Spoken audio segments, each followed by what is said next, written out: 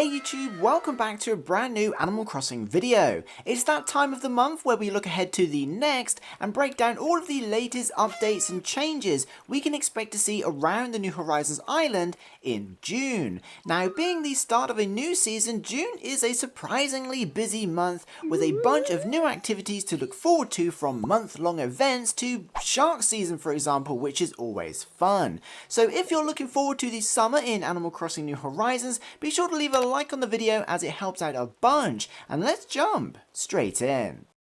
Number 1. Weather phenomena. Now, June is of course the start of the summer season in the Northern Hemisphere, however also marks the beginning of the rainy season on the New Horizons island, with the highest chances of rainfall than any other time of year. In fact, from June 16th and through to July, there's a 38% chance of really heavy rainfall on any given day, which personally I love because vibes. Oh, and this attracts the sharks too, but more on that later. Similarly, for those in the Southern Hemisphere, June is the start of winter, and June 10th is of course Snow Day, where everyone, no matter which weather pattern you have, is guaranteed 100% snowfall. This is also accompanied by the return of auroras in the night sky.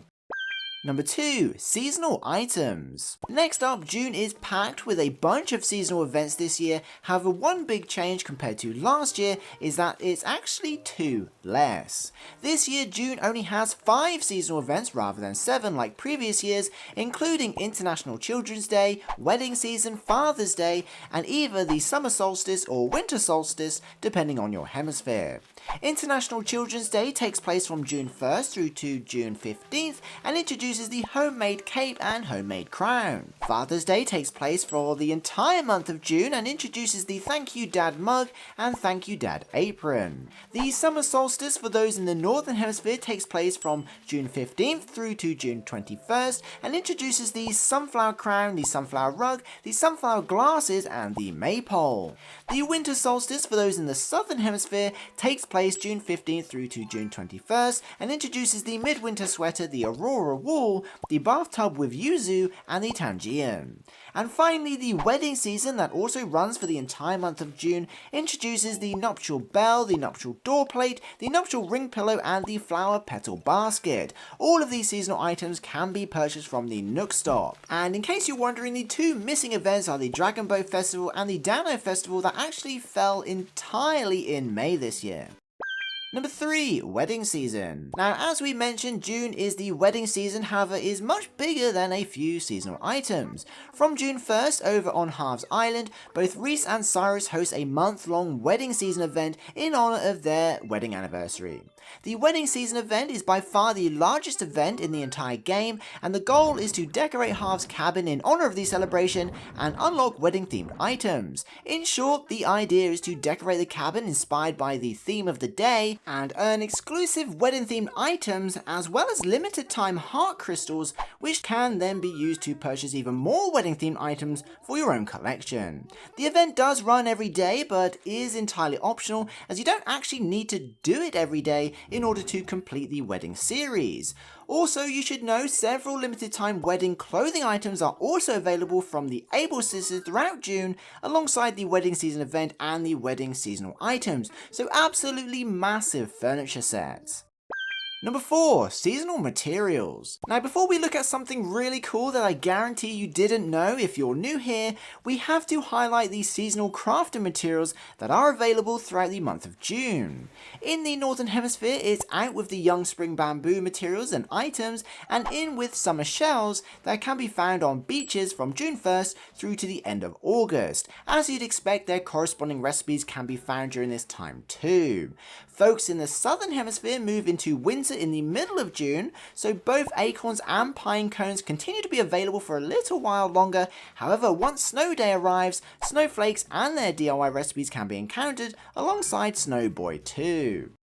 Number 5. Kapp'n Islands. Now, as you know, something I enjoy including in these videos are the smallest details that you might not know about, specifically certain Kapp'n Island boat tours that require unlocking. With June kickstarting summer and of course introducing the summer shells, you'll be glad to hear that if this is your first time playing through June, or it's the first time it's been June on a new island, the summer shell island is actually unlocked from June 1st and added to the pool of islands Kapp'n can now take you to. Here you can of course find summer shells, summer shell DIYs, and even hibiscus bushes. Anyway, I enjoy including little tidbits of information like this because even though I created this series all the way back at launch around 5 years ago now, I want to continuously make each episode the best it can be and include as much interesting and useful information as possible. So let me know in the comments if you've been watching since the start or if you're new here and enjoying this series.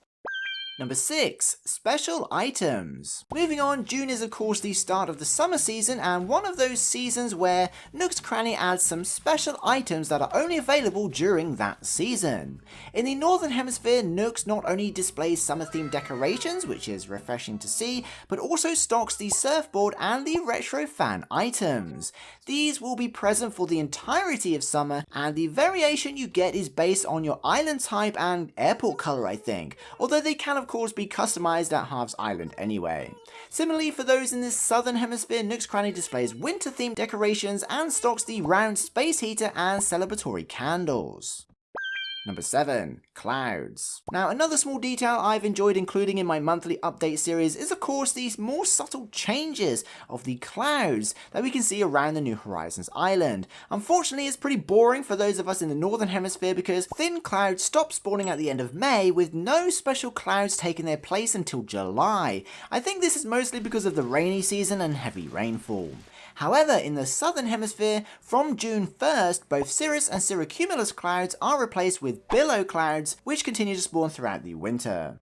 Number 8. Stationary. Next up we have another quick and subtle change which you probably didn't know, and this is of course the changes to the stationary designs available on the postcard stand at Dodo Airlines. The summer season introduces the Hibiscus card, the Fluffy Clouds card and the Beach card, which are all available until well into the next season.